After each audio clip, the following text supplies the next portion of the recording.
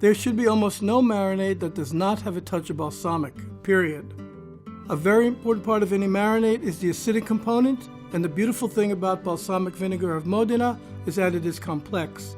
It is acidic, and at the same time it has a sweetness to it and a depth of flavor that is unlike any other acid. Marinades are good for adding flavor as well as tenderizing and preserving proteins.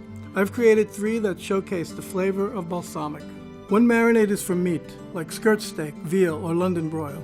It combines the tang of balsamic with Dijon, shoyu, and lemon.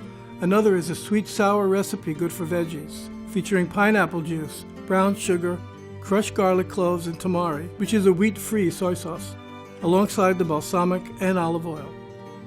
The third recipe is for whole and ancient grains like quinoa, millet, and bulgur.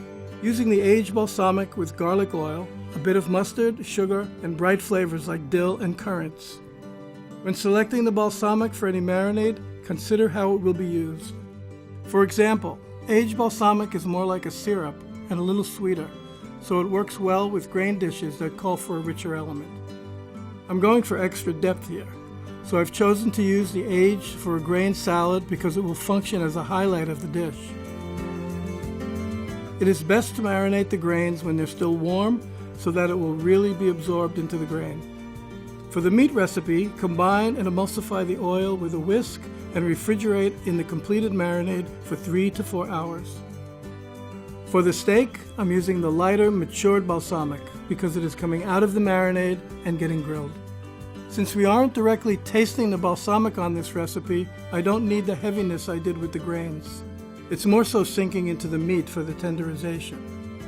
The amount of time to marinate something is very important. When marinating veggies, simply toss them briefly so they don't become soggy when grilled, compared to steak, which takes several hours to infuse and tenderize. Over-marinating effectively changes the texture.